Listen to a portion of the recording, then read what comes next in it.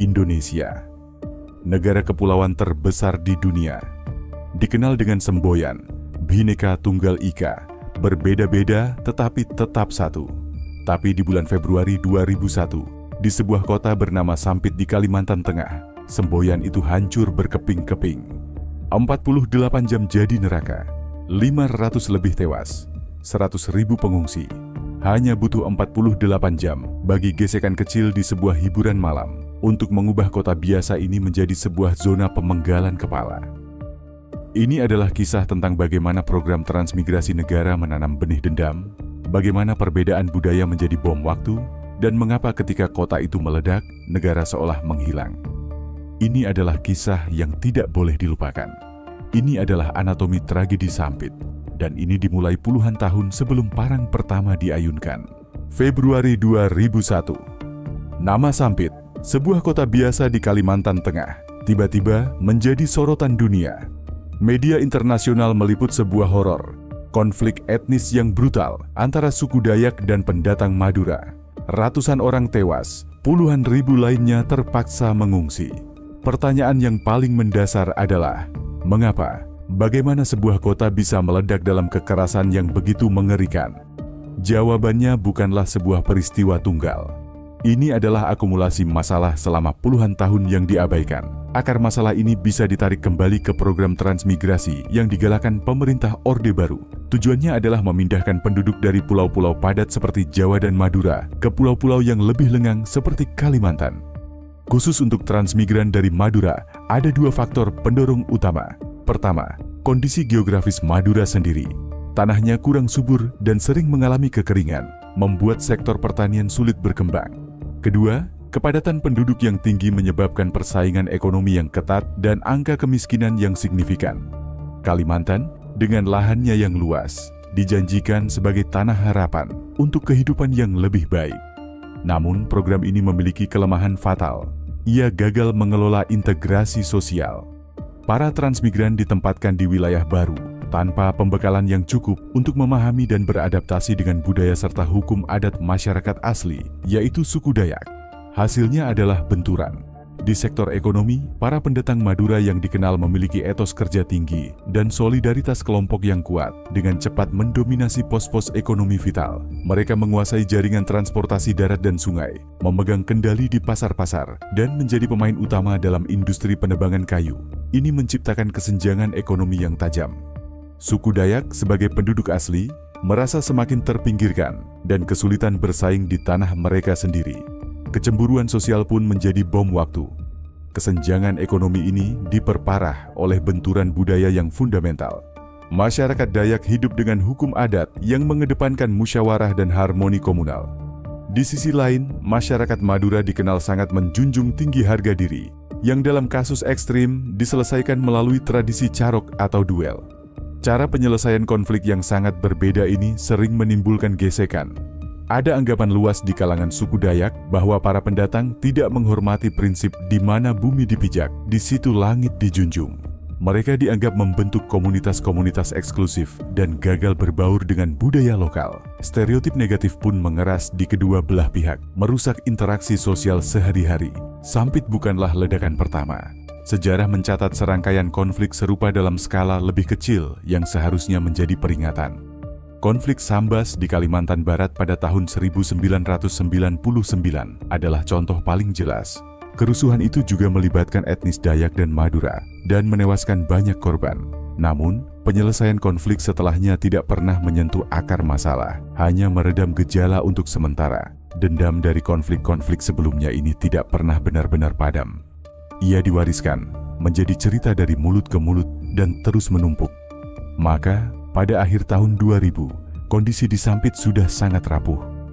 Ada kecemburuan ekonomi, ada gesekan budaya yang konstan, dan ada warisan dendam sejarah.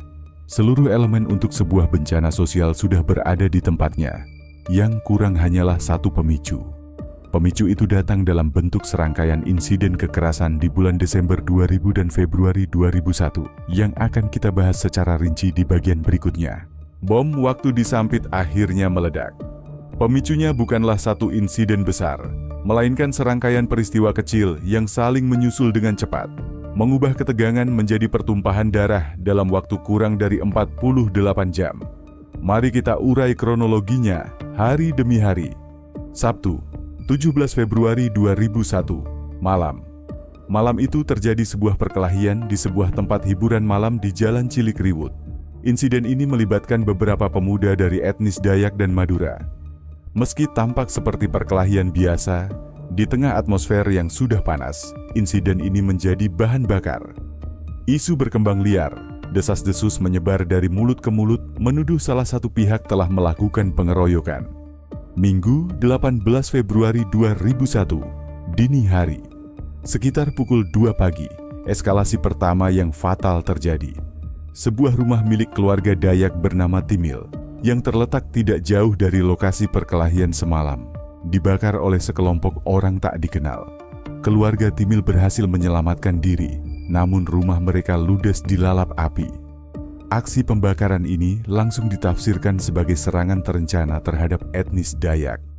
Pagi harinya, berita pembakaran rumah menyebar cepat. Ratusan warga Dayak berkumpul, menuntut keadilan. Mereka bergerak menuju Jalan Cilikriwut untuk mencari para pelaku. Situasi di Kota Sampit mulai mencekam. Aparat keamanan berusaha menenangkan massa, namun jumlah mereka tidak sebanding. Minggu 18 Februari 2001, malam petaka. Menjelang malam, inilah titik di mana konflik tidak bisa kembali lagi. Sekelompok warga Dayak yang masih melakukan pencarian melintas di sekitar Jalan Padat Karya, sebuah area yang dikenal sebagai basis permukiman warga Madura. Di pihak lain, warga Madura di area tersebut telah mendengar isu bahwa mereka akan diserang. Mereka bersiaga penuh. Terjadilah serangan mendadak. Bukan dari pihak Dayak, melainkan dari kelompok Madura yang melakukan serangan pencegahan. Mereka menyerbu rombongan warga Dayak yang melintas. Serangan itu brutal dan tidak seimbang. 3 orang dari etnis Dayak tewas seketika di lokasi. Salah satunya adalah Matayo, seorang guru. Beberapa lainnya luka parah. Kabar tewasnya Matayo dan 2 rekannya menjadi percikan api yang menyulut seluruh tumpukan kayu kering. Informasi ini menyebar seperti kilat ke seluruh penjuru Sampit dan bahkan ke desa-desa di luar kota. Bagi masyarakat Dayak, ini bukan lagi sekadar perkelahian, ini adalah deklarasi perang.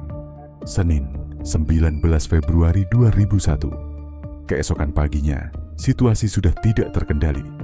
Ribuan warga Dayak dari berbagai daerah di luar Sampit mulai berdatangan ke kota.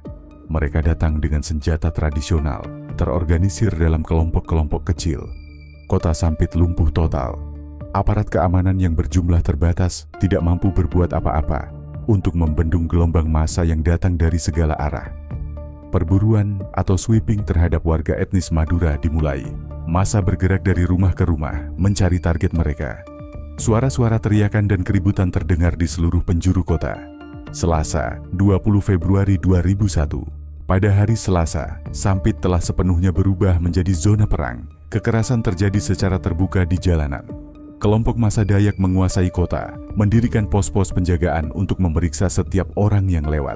Pemerintah daerah dan aparat keamanan lokal praktis kehilangan kendali. Hanya dalam 72 jam, sebuah perkelahian kecil telah berevolusi menjadi konflik etnis skala penuh. Evakuasi massal belum terorganisir, dan ribuan warga Madura terperangkap di dalam kota, bersembunyi dalam ketakutan. Di titik inilah tragedi kemanusiaan yang sebenarnya dimulai.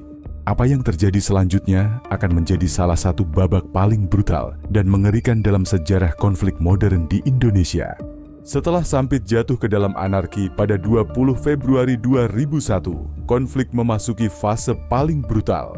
Ini bukan lagi soal kerusuhan, tapi perburuan manusia skala besar. Selama berhari-hari berikutnya, kota dan wilayah sekitarnya menjadi panggung tragedi kemanusiaan yang mengerikan. Kekerasan dengan cepat menyebar keluar dari Sampit. Kabar tentang apa yang terjadi di kota itu memicu mobilisasi massa Dayak di daerah lain. Jalan-jalan utama diblokade. Massa bersenjata tajam melakukan sweeping atau razia, mencari warga etnis Madura dari mobil ke mobil, dari rumah ke rumah. Palangkaraya, ibu kota provinsi, juga dilanda ketegangan hebat, memaksa ribuan warga Madura di sana mencari perlindungan di kamp-kamp pengungsian. Karakter kekerasan yang terjadi sangat ekstrem. Laporan dari saksi mata dan jurnalis di lapangan menggambarkan adanya aksi pemenggalan. Praktik ini, oleh sebagian pelaku, dihubungkan dengan ritual perang kuno suku Dayak yang disebut ngayau. Meskipun banyak tokoh adat Dayak sendiri yang menentang keras kebrutalan ini. Simbol-simbol magis dan kepercayaan akan sosok mitologis Panglima Burung yang disebut-sebut bisa memberikan kekebalan, semakin memanaskan situasi dan menambah elemen horor psikologis bagi para korban. Di tengah badai kekerasan ini, negara seolah absen. Aparat keamanan di lapangan, polisi dan TNI sepenuhnya lumpuh. Jumlah mereka sangat tidak memadai untuk menghadapi puluhan ribu massa yang terorganisir dan bergerak serentak. Dalam banyak kasus, mereka hanya bisa berdiri pasif, mengamankan gedung-gedung pemerintahan, atau menjadi penonton saat kekerasan terjadi di depan mata mereka. Bantuan pasukan dari Jakarta datang terlambat. Ketika pasukan tambahan tiba, tragedi sudah mencapai puncaknya. Mereka lebih banyak berfungsi untuk mengevakuasi korban yang selamat daripada mencegah kekerasan itu sendiri. Bagi puluhan ribu warga etnis Madura, hari-hari itu adalah neraka. Mereka bersembunyi di mana saja, di dalam plafon rumah, di semak-semak, atau di hutan belantara selama berhari-hari tanpa makanan dan minuman. Ribuan lainnya berhasil mencapai kamp-kamp pengungsian yang didirikan secara darurat di kantor-kantor pemerintahan dan markas aparat. Pemandangan paling memilukan terjadi di Pelabuhan Sampit. Lebih dari 40.000 pengungsi berdesakan dalam kondisi yang sangat memprihatinkan, menunggu giliran untuk dievakuasi dengan kapal perang TNI AL ke Jawa dan Madura. Mereka telah kehilangan segalanya, rumah, harta benda, dan anggota keluarga. Tidak ada angka pasti, namun Komisi Penyelidikan dan berbagai sumber independen memperkirakan lebih dari 500 orang tewas dalam konflik ini, dengan beberapa estimasi menyebut angka yang lebih tinggi. Lebih dari 100.000 orang kehilangan tempat tinggal dan menjadi pengungsi. Pada awal Maret, setelah hampir 2 minggu pertumpahan darah tanpa henti, badai kekerasan perlahan mulai mereda. Pasukan keamanan tambahan berhasil menguasai titik-titik vital dan proses evakuasi terus berjalan. Namun yang tersisa hanyalah kehancuran dan trauma yang mendalam. Kota Sampit dan wilayah sekitarnya kini dipenuhi luka, baik yang terlihat pada bangunan-bangunan yang terbakar, maupun yang tak terlihat di dalam jiwa para penyintas dari kedua belah pihak. Pertanyaan berikutnya adalah, bagaimana cara membangun kembali kehidupan dari puing-puing tragedi ini? Maret 2001, suara kekerasan di Sampit telah reda, digantikan oleh keheningan yang janggal. Kota itu luluh lantak, asap tidak lagi mengepul, namun bau kematian dan kehancuran masih tertinggal di udara. Tragedi kemanusiaan telah berakhir, namun dampaknya baru saja dimulai. Fokus utama pemerintah dan aparat keamanan pasca konflik adalah penanganan krisis kemanusiaan. Puluhan ribu pengungsi etnis Madura dievakuasi, terutama ke Jawa Timur dan Madura. Di sisi hukum, pemerintah membentuk tim investigasi dan beberapa pelaku kekerasan berhasil ditangkap dan diadili. Namun, banyak yang menganggap proses hukum ini tidak sebanding dengan skala kejahatan yang terjadi. Sulit untuk menyeret ribuan orang ke pengadilan, dan dalang intelektual di balik kerusuhan, jika ada, tidak pernah terungkap dengan jelas. Langkah berikutnya adalah yang paling sulit, rekonsiliasi. Serangkaian dialog dan pertemuan damai digelar antara perwakilan kedua etnis, yang dimediasi oleh pemerintah dan tokoh masyarakat. Puncaknya adalah kesepakatan damai yang menekankan pada komitmen untuk hidup berdampingan dan yang terpenting, kewajiban bagi semua warga untuk menghormati hukum adat dan budaya lokal di Kalimantan Tengah. Bagi masyarakat Dayak, rekonsiliasi juga membutuhkan dimensi spiritual.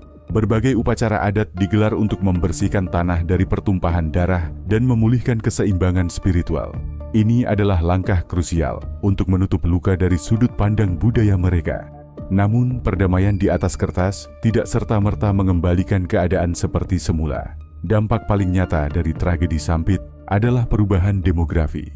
Dari lebih dari 100.000 pengungsi Madura, sebagian besar memilih untuk tidak pernah kembali. Mereka memulai hidup baru di tempat lain, terlalu trauma untuk kembali ke tanah yang pernah menjadi rumah sekaligus kuburan bagi keluarga mereka.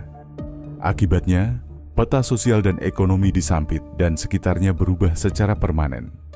Bagi mereka yang memilih kembali, dan bagi kedua komunitas yang kini harus hidup berdampingan, ada luka batin yang dalam.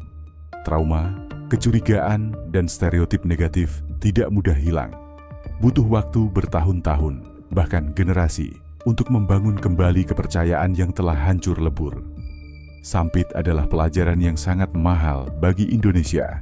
Ini menunjukkan betapa berbahayanya ketika kesenjangan ekonomi, ketidakadilan sosial, dan kegagalan pemerintah untuk memediasi gesekan budaya dibiarkan menumpuk tanpa solusi.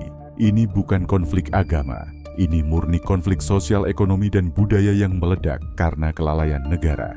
Hari ini, lebih dari 2 dekade setelah tragedi itu, kehidupan di Sampit telah kembali normal. Roda ekonomi berputar, dan masyarakat dari berbagai etnis kembali hidup berdampingan. Namun, ingatan akan Februari Kelabu tahun 2001 tidak akan pernah terhapus. Sampit adalah sebuah pengingat abadi. Sebuah monumen atas kegagalan kita sebagai sebuah bangsa untuk mengelola keberagaman. Ia mengajarkan kita bahwa persatuan bukanlah kata yang bisa dianggap remeh, melainkan sesuatu yang harus terus-menerus diusahakan melalui keadilan, dialog, dan saling menghormati. Karena ketika salah satu dari pilar itu retak, seperti yang terjadi di Sampit, fondasi sebuah masyarakat bisa runtuh dalam sekejap mata, meninggalkan luka yang akan diwariskan dari generasi ke generasi. Suku Madurakah yang salah, atau suku Dayak yang terlalu barbar? Bagaimana pendapat kalian?